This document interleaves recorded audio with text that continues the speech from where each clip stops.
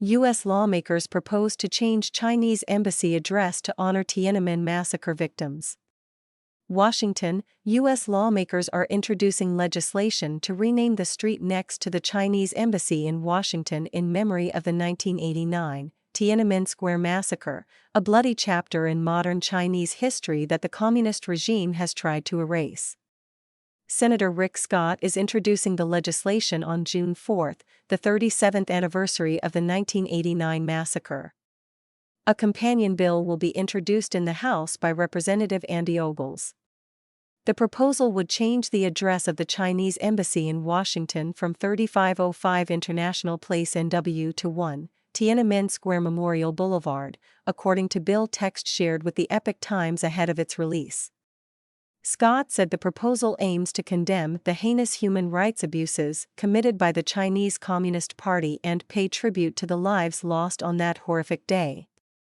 37 years ago, the world witnessed the true brutality of the Chinese Communist Party when countless peaceful demonstrators were murdered in cold blood for opposing the communist regime, he said in a statement to the Epoch Times. The regime has shown no remorse for this horrific event, has never taken accountability, and continues to commit severe human rights violations to this day. If enacted, a street sign reading Tiananmen Square Memorial Boulevard would be installed in front of the Chinese regime's diplomatic outpost in Washington. Maps, regulations, and any other official records that reference the location would also be updated to reflect the new name. On the night of June 3, 1989, the CCP sent troops to crush weeks of student-led protests in Tiananmen Square calling for greater freedom and a more open society. Soldiers then rolled in with tanks, crushing peaceful demonstrators and firing live rounds at unarmed students in the center of Beijing. Witnesses and human rights groups estimated that hundreds, possibly thousands, lost their lives before dawn. To this day, Beijing has yet to disclose the number or the identities of those who were killed. Chinese authorities have kept the victims' families under tight surveillance, and internet censors scrubbed any information alluding to the bloody event, leaving many younger Chinese unaware of what happened that night.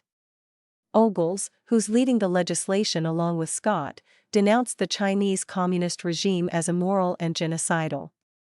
The CCP may try to erase history, but we will not forget, he said in a statement. As the CCP continues its reign of terror, America must unequivocally condemn its human rights abuses and honor the victims who were slaughtered in 1989.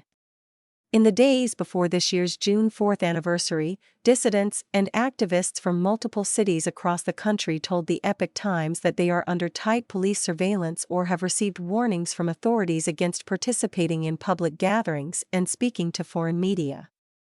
Security is also tight in Hong Kong.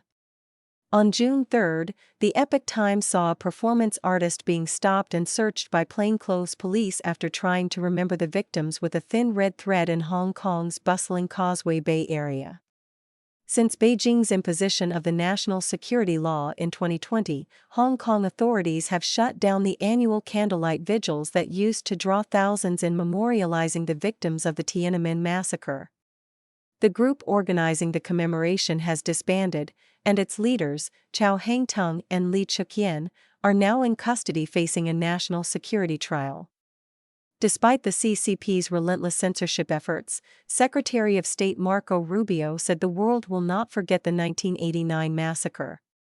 On June 4, the world marks 37 years since the Chinese Communist Party ordered its troops to attack thousands of peaceful demonstrators in and around Tiananmen Square, Rubio said in a statement issued on the eve of the June 4th anniversary. We remember their lives and honor their legacy. No amount of censorship can erase the past. Those who sacrifice to uphold their unalienable rights of free expression and peaceful assembly will be vindicated someday. Renaming the addresses of foreign countries' embassies in the United States has been used as a way to honor people who died at the hands of their authorities. In June 2022, the street in front of the Saudi embassy in Washington was renamed after Jamal Khashoggi, a columnist who was murdered in 2018 at the Saudi embassy in Istanbul, Turkey. U.S. intelligence later concluded that Crown Prince Mohammed bin Salman, Saudi Arabia's de facto ruler, had authorized Khashoggi's killing, a claim the Crown Prince has denied.